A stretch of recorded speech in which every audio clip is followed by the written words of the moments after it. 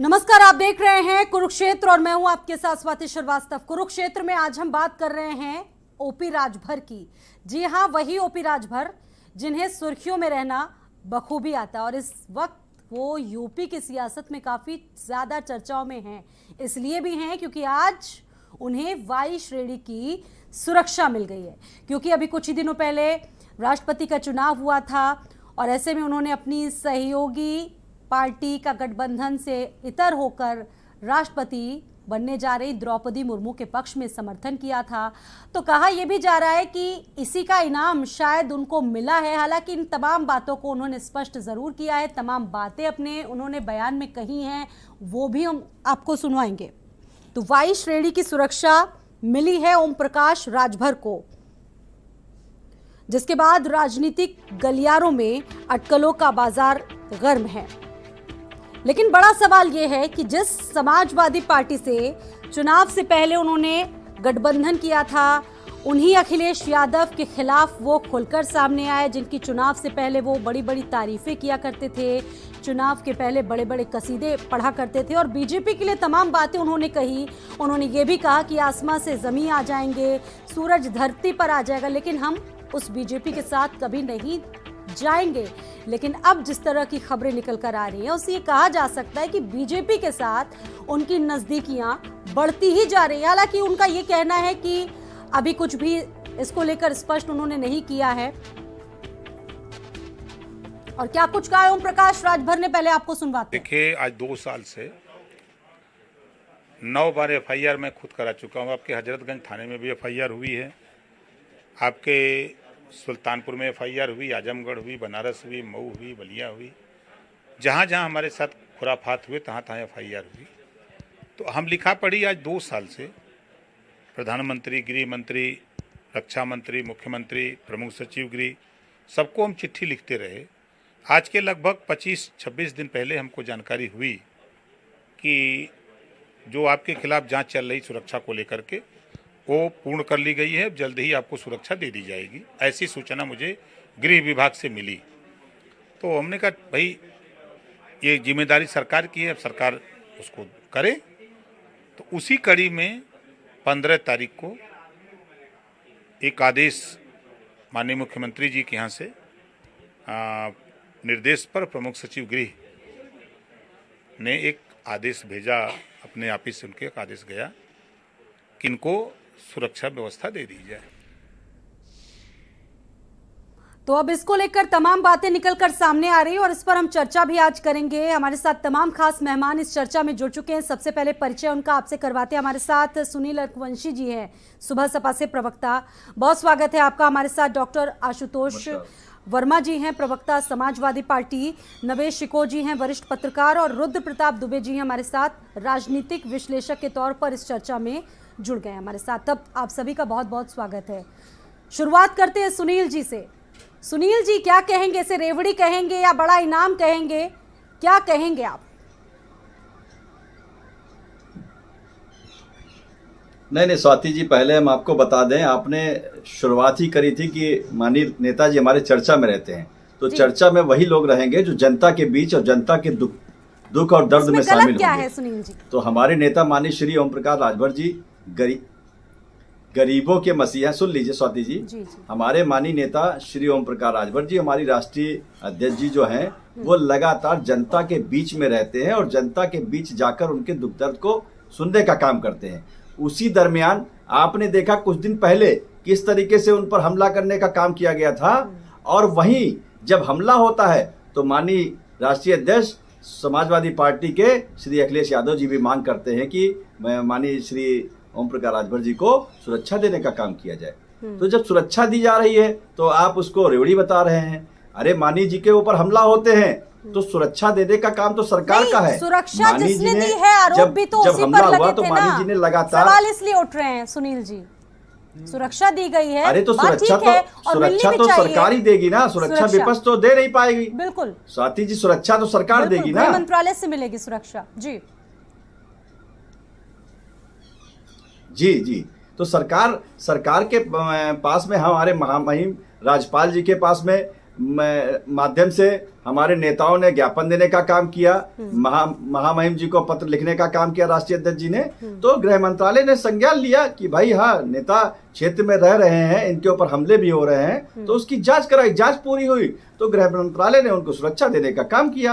तो इसके लिए हम सरकार का भी आभार प्रकट करते हैं। और यही बात तो माननीय अखिलेश जी विचार रहे थे, जितना इजीली, जितना सरलता से आप बता रहे हैं उतना दिख नहीं रहा और उतना लग भी नहीं रहा है। सुनील जी, आपके चेहरे की मुस्कान बता रही है कुछ अलग, मानिए या फिर ना मानिए। नहीं, देखिए स्वाति जी, ये तो देखने वाले के ऊपर डिपेंड करता है ना कि हम उसको किस तरीके से देखें। ये तो देखने वाले के ऊपर डिपेंड कर रहा ना। अब हमारे मानी जी तो लगातार कई महीने से लगातार सुरक्षा की मांग कर रहे थे। आप ही लोग खबर चला रहे थे कि उनके ऊपर हमला हो रहा है, उनको सुरक्षा दी जानी चाहिए।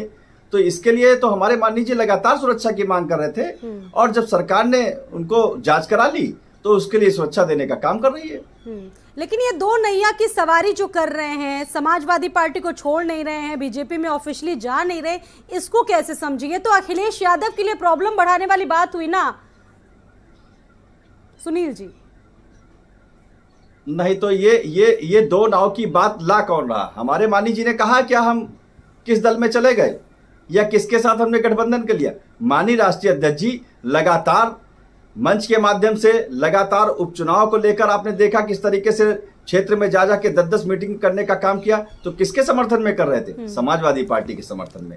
समाजवादी पार्टी जरूर हम लोगों को समझने का काम नहीं कर रही, ना हमारे माननीय राष्ट्रीय अध्यक्ष जी की सलाह लेने का काम कर रही है, ना माननीय राष्ट्रीय अध्यक्ष जी को बैठ के बुला रही है तो उसमें बुला रही है।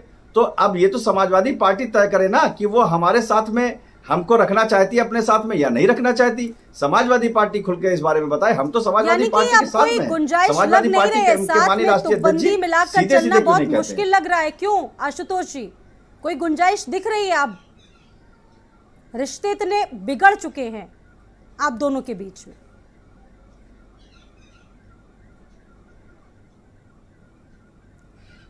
बाईस के इलेक्शन में, उत्तर प्रदेश चुनाव में सुहेलदेव भारतीय समाज पार्टी हमारे साथ गठबंधन में आई थी, हमारे साथ में आए और हम वैचारिक रूप से साथ में आए थे और हम आज भी वैचारिक रूप में साथ में खड़े हुए हैं।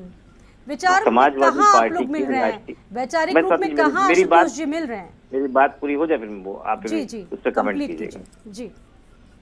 चुनाव हो गया, समाजवादी पार्टी के 111 और उनके गठबंधन के साथ मिला के 124 विधायक इस समय मजबूती से विपक्ष में खड़े हुए हैं और हर मुद्दे पे अपनी आवाज मुखर करके सरकार के खिलाफ उठा रहे हैं।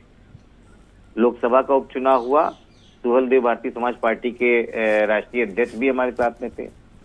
आज तक कुछ भी ऐसी बात हुई ना ही हमारे समाजवादी पार्टी के राष्ट्रीय अध्यक्ष ने, अखिलेश यादव ने एक भी शब्द किसी भी गठबंधन के खिलाफ कभी नहीं कहा। केशव देव मौर्य जी हमारे साथ नहीं है, वो उन्होंने अपने आप प्रेस कॉन्फ्रेंस कर ली, अपने आप अपना दुख जाहिर किया, अपने आप अपना गठबंधन से इस्तीफा ले लिया। संजय चौहान जी ने एक बार भी मुलाकात नहीं करी, अपने आप दुख जाहिर नहीं किया और वो हट गए। देखिए, ये लड़ाई एक चुनाव की नहीं है, ये लड़ाई बहुत बड़ी विचारधारा की है जिसको लीड कर रहे हैं अखिलेश यादव जी। अब लड़ाई में सवाल तो उतार चढ़ाव आएगा, नेतृत्व पर ही उठ रहे हैं ना, लीड करने पर ही तो उठ रहे हैं। तमाम आपके ऐसे सहयोगी हैं जो सवाल उठा चुके हैं कि उनका नेतृत्व ठीक नहीं है, अपने साथियों को वो ठीक से लेकर नहीं चलते और लोगों को आप मीटिंग में बुला लेते हैं लेकिन हमको ही नहीं बुलाते हैं, और जब हम बुलाते नहीं हमको तो फिर हम आपको वोट क्यों दें? उनका सीधा सीधा तो आरोप यही है ना आशुतोष जी। देखिए स्वाति जी, ऐसी बहुत सी मीटिंगें हुई हैं जिसमें हमारे गठबंधन के कई लोग थे, कई लोग नहीं थे, लेकिन ये एक मीटिंग की वजह से नहीं है। हम क्या कह रहे हैं, लड़ाई लंबी है, लड़ाई बहुत बड़ी वैचारिक है, लहरें बहुत बड़ी आनी है। अगर इन छोटी छोटी चीजों से हम घबरा जाएंगे तो इस नाव पे चलने का कोई फायदा नहीं है। हम हर समय आपके साथ दिल खोल के खड़े हैं, आप जब चाहे तब हमारे पास आ जाएं, आइए, बैठिए, बात कीजिए। लेकिन इस तरीके से बात, अगर आज समय सत्ता का आपके पास नहीं है तो आप घबरा जाएंगे या आप उल्टे सीधे तर्क देंगे। ये समाजवादी पार्टी न कभी करती थी न कभी करती थी। आप हमारे अगेन मित्र हैं, साथ में हैं, इस लड़ाई को लड़ने में आपने हमारा साथ दिया। हम चाहते हैं आप साथ में आगे बढ़े, लेकिन आखिरी निर्णय आपके पास है। आप राष्ट्रीय अध्यक्ष अपनी पार्टी का, आप जैसा लेना चाहें, लेकिन हमारे मन में कोई कटता नहीं है इनको लेके। ठीक है, एक रिएक्शन हम अपने और लोगों से भी ले लेते हैं। रुद्र प्रताप दुबे जी, इस पर क्या एनालिसिस है आपका? ओम प्रकाश राजभर इन दिनों सुर्खियों में छाए हुए हैं। स्वाति जी, वर्तमान की भारतीय राजनीति में तो नैतिकता जैसा शब्द बच ही नहीं गया है। स्वामी प्रसाद मौर्य जी 5 साल श्रम के मंत्री रहे और इस्तीफा देते हैं और अपनी ही सरकार पे युवाओं के रोजगार पर सवाल उठाने लगते हैं, जिस विभाग को वो देख रहे थे। बिल्कुल। जगदम्बिका पाल जी नरेंद्र मोदी जी पे लगातार हमले करते हैं और उसके बाद भारतीय जनता पार्टी में शामिल हो जाते हैं। नरेश अग्रवाल जी संसद में खड़े होकर विस्की में राम बसे और क्या क्या कहते हैं और भारतीय जनता पार्टी में शामिल हो जाते हैं। ये जो सुरक्षा मिली है, जिन कारणों से सुरक्षा मिली है, अगर मैं सही याद कर पा रहा हूं तो वो वही था जब वो नॉमिनेशन फाइल करने जा रहे थे, उन पे हमला हुआ, कथित हमला हुआ, जिसके बाद उन्होंने कहा भाजपा के गुंडों ने हमला किया। क्या आप आज भी वो मानते हैं कि भाजपा के गुंडों से उन्हें खतरा है, इसी वजह से सरकार ने उनको सुरक्षा दी? देखिए, कई ऐसी चीजें होती हैं जहां पे आपको ये पुष्ट हो जाता है कि इस तरह की चीजें जचती नहीं। 25 दल बदलू इस बार उत्तर प्रदेश की विधानसभा चुनाव में खड़े थे, जिसमें 21 हार गए, सिर्फ 4 जीते हैं। नाम लेके बता देता हूं, अदिति सिंह जीती हैं, अनिल सिंह पुरवा से जीते हैं, पडरौना से मनीष कुमार जीते हैं और दारा सिंह चौहान जीते हैं। सिर्फ ये 4 जीते हैं, 21 हारे हैं। कौन सी कसौटी पे आप कसेंगे जब जनता आपको नकार रही है और वो मान चुकी है ये जो दल बदलना है ये अवसरवाद की निशानी है। आपकी आज की विचारधारा है कि गोरखपुर में योगी से भीख मंगवा देंगे अगर हम आ गए, और कल की विचारधारा है नहीं, योगी जी बेहद ईमानदार व्यक्ति हैं, बहुत परिश्रमी व्यक्ति हैं, उनके नेतृत्व में सब अच्छा होगा। तो ये जो इतनी तेजी से बदलने की बात है, मुझे लगता है जब यूनिवर्सिटी में पॉलिटिकल साइंस जैसा सब्जेक्ट पढ़ाया जाता है तो कम से कम इसका ध्यान रखना चाहिए कि अगर लड़के वो पढ़ के निकल के आ रहे हैं तो वो आपसे सीख पाए। ऐसी आपको कम से कम नैतिकता की उम्मीद लड़के आपसे करते हैं, आपको करना चाहिए। जी नवीन जी, देखिए, एक बात को हम भूल रहे हैं कि राजभर जी का कद किस कदर बढ़ गया है। उसकी एक वजह है उत्तर प्रदेश में कि विपक्षी जो एक दल हैं उसमें ये टॉप 3 में आ गए हैं। देखिए, यूपी जैसे बड़े स्टेट में टॉप 3 में आना बहुत बड़ी बात है। आप ये बताइए कि यूपी में एक जमाना हुआ करता था 5-7 साल पहले जब कांग्रेस का अपना कम से कम वजूद था, बसपा का बहुत बड़ा वजूद था, समाजवादी पार्टी थी, भाजपा भी थी, बड़े बड़े दल, 2 राष्ट्रीय दल और बाकी क्षेत्रीय जिसकी जड़ें जमी हुई थी।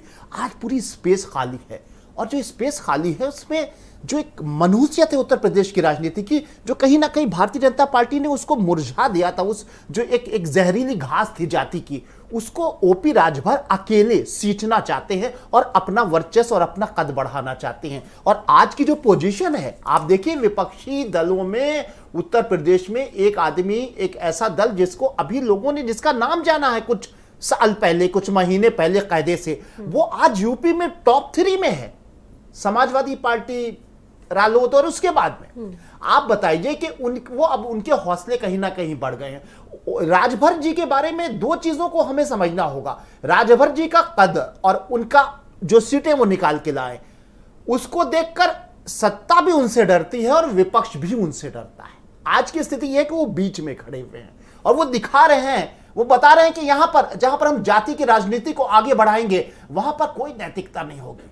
नैतिकता जाति के घर में जब हम कमरा सजाएंगे तो नैतिकता एक छोटी सी खिड़की से भाग जाएगी, क्योंकि नैतिकता का राजनीति में कोई महत्व ही नहीं होता है। आप खुद बताइए कि राजभर जी ने नैतिकता, देखिए एक तो ये होता है कि यहां से वहां चले गए, वहां से यहां चले गए, ये तो गोल गोल पूरा घूम रहे हैं कि जहां आए यहां गए, फिर वहां आए, फिर वहां गए, इस तरीके से। और किस तरह से इन्होंने अपशब्द इस्तेमाल किया और इनके बारे में सबने कैसे अपशब्द इस्तेमाल किए, ये सारी बातों को अगर देखिए। लेकिन मैं एक बार बार कह रहा हूं कि राजभर का कद इसलिए बड़ा है कि उसने इस मोदी और योगी की लहर में विधानसभा चुनाव में नरेंद्र मोदी जी, जिनको जन नेता कहा जाता है, उनकी लोकसभा सीट के इर्द गिर्द पूर्वांचल में भाजपा को हरा दिया था। उनकी ताकत का वहां से अंदाजा लगाइए। और उनकी जाति का असर धीरे धीरे, जो जाति की राजनीति मरी है उसको जिंदा कर रहे हैं। और वो इकलौते हैं क्योंकि बसपा साइड में पड़ी हुई है और समाजवादी पार्टी का जो परचम हाथ में लिए हुए अखिलेश यादव जी एक नए पैटर्न में राजनीति के लेकर आए, जिसमें वो जाति खुल के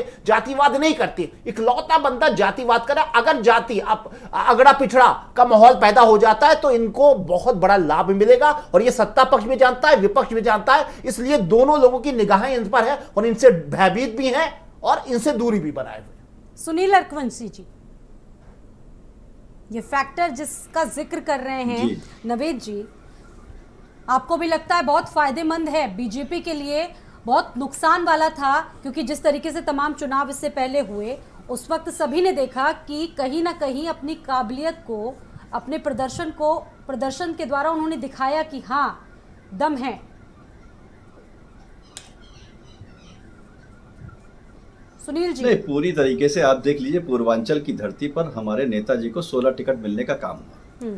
16 टिकट में हमने 6 सीटें जीती। बाकी पूर्वांचल में आप आजमगढ़ ले लीजिए, मऊ ले लीजिए, बलिया ले लीजिए, जौनपुर ले लीजिए, देवरिया ले लीजिए, इन जगह पर भी हमारे समाजवादी पार्टी के प्रत्याशियों को जिताने का काम किया, क्योंकि नेताजी हमारे सभी जाति धर्म के लोगों के यहाँ जाने का काम करते हैं। नेताजी जनता के साथ में रहने का काम करते हैं। तो कहीं ना कहीं आप देखिए ना कि उनकी ताकत को कैसे आप नजरअंदाज कर सकते हैं। तो जब वो दिन रात मेहनत करते हैं, जनता भी उनसे खुश रहती है, तो क्यों नहीं वोट उनके साथ में देने का काम करेगी। तो इसी बात की ताकत को दिखाकर तो नेताजी हमने हमारे सरकार बनाने के लिए 2022 में समाजवादी पार्टी के साथ में गठबंधन किए थे कि भाई जिस समाज की लड़ाई हम लड़ने का काम करते हैं, जिन मुद्दों को लेकर हम लड़ाई लड़ रहे हैं, वही समाजवादी पार्टी कर रही है। तो जैसे हम राजनीति हम हमारे मानी जी चाहते थे कि जातीय जनगणना होनी चाहिए, हमारे मानी जी चाहते हैं कि न्याय समिति की रिपोर्ट लागू होनी चाहिए, उत्तर प्रदेश के अंदर शराबबंदी होनी चाहिए। तो इन मुद्दों को लेकर हम जनता के बीच में जाते थे। तो हमारे नेताजी भी तो यही काम कर रहे, तो इसलिए वोट उनको मिलने का काम करा, क्योंकि हमारे मुद्दे सही हैं। तो उनको कैसे आप नजरअंदाज कर सकते हैं। तो यही मुद्दे जो आप गिना रहे हैं, इससे पहले जब पूर्व की सरकार में वो मंत्री हुआ करते थे, यही मुद्दे तो पूर्व की सरकार के सामने भी उन्हें उठाए, लेकिन सरकार ने नहीं माने। इसी की वजह से उन्होंने ये गठबंधन तोड़ दिया। उसके बाद वो समाजवादी पार्टी में शामिल हो गए। क्या लगता है आपको, अगर फिर से वो बीजेपी के साथ आएंगे, आप फिर से बीजेपी के साथ आएंगे, तो क्या बीजेपी तैयार होगी कुछ कंडीशन के साथ? इसका जवाब आपसे सुनील जी लेंगे। हमारे साथ कृष्ण मोहन पांडे जी भी जुड़ गए बीजेपी से प्रवक्ता के तौर पर। अभी इस बात को कोई तय नहीं कर दिया है कि हम किसके साथ में हैं। अभी तो हम समाजवादी पार्टी के साथ में इस मुद्दे को लेकर लड़ाई लड़ने का काम कर रहे हैं। नेताजी सरकार में थे जब हमारे, तो साफ तौर से सरकार में भी रहकर भी न्याय समिति की रिपोर्ट लागू कराने के लिए लड़ते थे। इसलिए कयास लगाए जा रहे हैं। तो जब सरकार में उन्होंने खिलाफ सरकार में रहने के बाद हम सरकार से बाहर आ गए, जब हमारे मुद्दों को आपने नहीं माना, तो यहाँ कहाँ पर विषय है कि हम सरकार के मतलब पास जाना चाहते हैं, सरकार ही हमको पसंद है। तो हम तो सरकार में भी इन मुद्दों को उठाने का काम कर रहे थे। खाली जो तलाक है, डाइवोर्स है, बस वो देने की बारी है। कृष्ण मोहन जी भी हमारे साथ जुड़ गए हैं इस चर्चा में। बहुत स्वागत है कृष्ण मोहन जी। नजदीकियां लगातार बढ़ती जा रही हैं और खबरों में ये भी है कि कुछ शीर्ष नेताओं से मुलाकात भी हुई ओम प्रकाश राजभर की। तो ये जो तोहफा मिला है वाई कैटेगरी का उनको, इसे क्या माने? कुछ लोग तो कह रहे हैं कि रेवड़ी है। देखिए, आपके जगह जगह पे चर्चा होती रहती है कि खबरों में आ रहा है, ऐसी कोई बात नहीं है। और यदि कोई किससे मिलता है तो एक शिष्टाचार भेंट हो सकती है, परंतु जहां तक इस सुरक्षा मिलने की बात है कि आदरणीय ओम प्रकाश जी को जो सुरक्षा मिली है, ये भाजपा के पास नजदीक आने की एक संकेत मात्र है। तो ऐसी कोई बात नहीं है। नहीं, द्रौपदी मुर्मू के समर्थन में उन्होंने वोट किया, इस वजह से वाई कैटेगरी की सुरक्षा आपने उन्हें दे दी। सीधा सवाल। मुझे पूरी बात बोलने दीजिए। जी कंप्लीट कीजिए। कुछ दिन पूर्व में वो अपने विधानसभा पे गए थे, जहां पे उन पे हमला किया गया था। इस हमला को देखते हुए उन्होंने उत्तर प्रदेश के मुख्यमंत्री से और वहां के जिला प्रशासन से यह कहा था कि मैं सुरक्षा दी जाए, मेरे जान को खतरा है। तो उत्तर प्रदेश सरकार और प्रशासनिक व्यवस्था ने इसे जांच किया और जांच करने पर पाया कि निश्चित तौर पर इनको खतरा है। तो यह सुरक्षा की दृष्टि से कार्यकर्ताओं ने मारा था, इसका मतलब भाजपा की। दूसरी बात, रिपोर्ट का एक सवाल है कि बीजेपी कार्यकर्ताओं पर, बीजेपी पर सीधा आरोप लगाया था ओम प्रकाश राजभर का, और जिस रिपोर्ट का आप जिक्र कर रहे हैं नावेद जी भी उसी पर सवाल उठा रहे हैं। इसका मतलब हमला हुआ था, भाजपा कार्यकर्ताओं ने किया था, वो कह रहे थे। उनका आरोप यह था कि भाजपा कार्यकर्ताओं ने किया और जांच में आया। ये बात सही है, जांच का विषय है, ये जांच का विषय है। पुलिस उस पर जांच कर रही है। जांच हो गई तभी तो भैया, जब सिक्योरिटी मिलती है, सुरक्षा कब मिलती है? जब रिपोर्ट सही आ जाती है। आपने पहले तो यही बात कही कि जांच हो गई और जांच रिपोर्ट सही आई। की रीत रखती है। ये सपा बसपा की सरकार नहीं है कि हमारे सपा का कोई कार्यकर्ता यदि अपराधी है तो उस पर बचाव किया जाएगा और दूसरे दल का है तो उस पर कार्रवाई की जाएगी। भारतीय जनता पार्टी और पूज्य योगी आदित्यनाथ जी की सरकार अपराध पे जीरो टॉलरेंस की नीति रखती है। यदि कोई भी अपराधी है तो निश्चित तौर पर उसको सजा होगी, उसको जेल भेजा जाएगा, उस पर निश्चित कार्रवाई होगी। दूसरी बात कि उन्होंने वोटिंग किया हमें, इस देश में जो दबे कुचले वंचित पिछड़े अल्पसंख्यक ऐसे वो सारे लोग जो समाज के अंतिम पायदान पर खड़े थे, यदि वो प्रथम समाज के इस देश के संवैधानिक व्यवस्था के राष्ट्रपति पद पर आगे यदि एनडीए ने किया है और ऐसे लोगों का समर्थन जो लोग करते हैं वो लोग सारे हमारे साथ आए हैं। ऐसे लोग जो दबे पिछड़े दबे लोगों का दबे कुचले लोगों का जो साथ देना चाहते थे, जो चाहते थे कि समाज पे अंतिम पायदान पर जो खड़ा व्यक्ति है वो देश के प्रथम पायदान पर आए, देश का राष्ट्रपति बने, ऐसी विचारधारा के लोग जो थे वो भारतीय जनता पार्टी के साथ आए और ऐसे लोगों का स्वागत है। ठीक है, इस पर और चर्चा करेंगे और बात करेंगे। फिलहाल यहाँ लेना होगा एक छोटा सा ब्रेक के उस पार बहुत जल्द लौटेंगे।